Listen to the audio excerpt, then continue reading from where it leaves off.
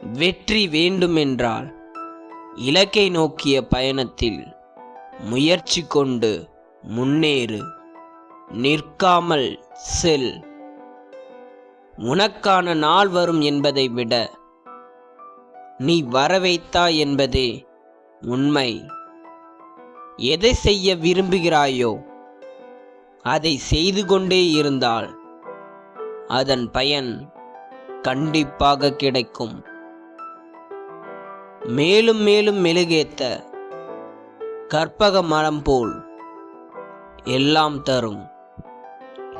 உன்னை நீயே உருவாக்கு, உழைப்பை கையில் கொண்டு.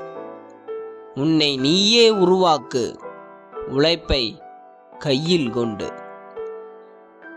ஏன் கிறுக்கல் வரிகளுடன் மணிகண்டன். உங்கள் அன்பில் கவிஞன் பெல்மணி.